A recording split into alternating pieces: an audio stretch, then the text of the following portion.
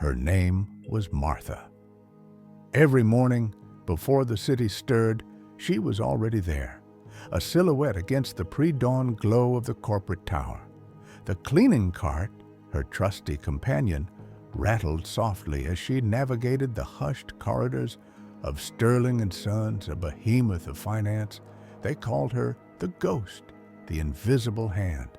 They, meaning the executives who swept in hours later, their designer suits rustling, their laughter echoing in the now gleaming marble halls. Before we continue, tell us where in the world you are watching from. Drop it in the comments below, and if you enjoy this story, don't forget to like the video and subscribe for more powerful content like this. They never saw her, not really. To them, she was part of the background, as inconsequential as the potted plants she sometimes watered. But Martha saw them. Oh, how she saw them. Every discarded memo, every hushed phone call, every arrogant, dismissive glance she received, it all painted a picture of entitlement, of a world built on the backs of people like her, dismissed and undervalued. Did they ever wonder who cleaned up their spilled coffee, who sanitized their germ-ridden keyboards, who ensured their pristine environment for their million-dollar deals? Probably not. It was just done, a given. Martha, however, was far from given. She was a woman forged in resilience, quiet but sharp, her mind a steel trap. A lifetime of being underestimated had taught her patience, and patience, she knew, was a weapon. It was a weapon she had been sharpening for months, ever since her younger brother, a diligent junior analyst at Sterling & Sons, had been unceremoniously fired for a performance issue that Martha knew was a thinly veiled excuse to protect a more senior, well-connected employee. The injustice had settled deep within her, a burning ember of resolve. They thought her quietness was ignorance. They mistook her uniform for submission. But every sweep of her mop, every wipe of her cloth was a deliberate act, a meticulous gathering of information. She saw the patterns, the inconsistencies, the faint smudges of deceit left on the polished surfaces. While they strutted in their executive suites, oblivious, Martha was there, a silent sentinel observing. She was the company's unsung, unseen archivist, and she was about to show them the true meaning of overlooked. The stage was set, meticulously and patiently. She just needed the right cue. The quiet strength she possessed was about to unleash a storm, one they would never see coming. The day of the annual shareholders' meeting arrived, thick with the scent of anticipation and expensive cologne. CIO Richard Sterling, a man whose smile never quite reached his eyes, was in his element, holding court. He oozed practiced charm, regaling investors with tales of record profits and future expansion. Martha moved through the periphery, a shadow amidst bustling activity, her cleaning cart a familiar, unremarkable sight. She overheard snippets of conversation, laughter, and the inevitable dismissive comments about the help. "Make sure the floors sparkle for our esteemed guests, Martha," Sterling had called out earlier, a patronizing wave of his hand, not even bothering to look at her. His words, intended to remind her of her place, only fueled her quiet fire.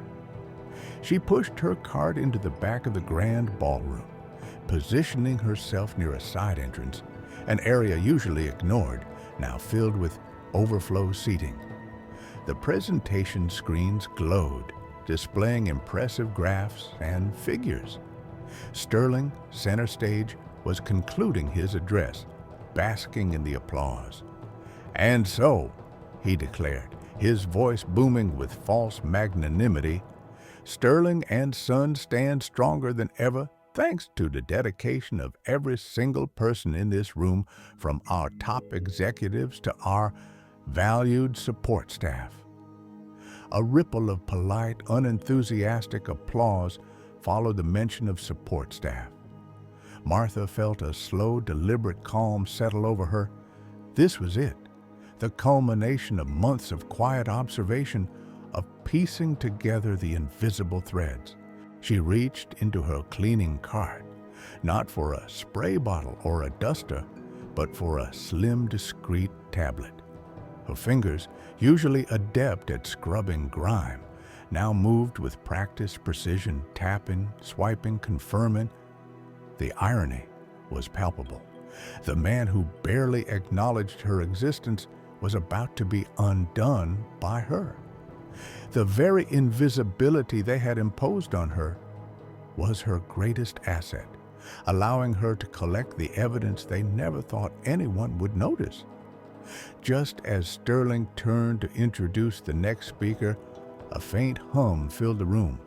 The immense presentation screens, moments ago displaying corporate triumphs, flickered.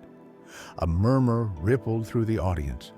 Sterling, momentarily confused, gestured impatiently to a technician. "What's going on?" "Get that fixed," he snapped. But it wasn't a glitch. Suddenly, the screens burst to life, displaying not the expected corporate logo, but a meticulously organized spreadsheet. Row after row of data, dates, transactions, and names. A gasp swept through the room as the numbers, stark and irrefutable, began to tell a story of illicit dealings, fraudulent accounts, and massive embezzlement, all directly implicating Richard Sterling. Then a recording, crystal clear, filled the ballroom. It was Sterling's voice, arrogant and dismissive, caught in a private conversation detailing the exact machinations of his schemes. "These bottom feeders will never know," his voice sneered, referring to his employees. "They just clean the mess. They don't see how it's made." Martha, stepping forward from the shadows, her posture straight, her gaze unwavering, held the tablet high. Her voice, calm and clear, cut through the stunned silence. "Actually, Mr. Sterling," she said, her words echoing with quiet power, "some of us see everything. And sometimes, Mr. Sterling, the quietest hands hold the most powerful evidence." She pressed a final button on the tablet. On the screen, a new document appeared. Sterling's official termination letter. Pre-signed by a majority of the board members, Martha had quietly presented her findings to just hours before. The room erupted. Chaos. Reporters scrambled. Shareholders shouted. Richard Sterling, his face ashen, stood frozen, his empire crumbling around him, brought down not by a rival executive, but by the cleaning lady he never saw. Martha simply turned, a faint, knowing smile gracing her lips, and pushed her cleaning cart towards the exit. The doors swung open, revealing the vibrant, bustling city outside. She was no longer invisible. She was the one who saw, the one who acted, the one who, with quiet dignity, had finally cleaned up the biggest mess of all.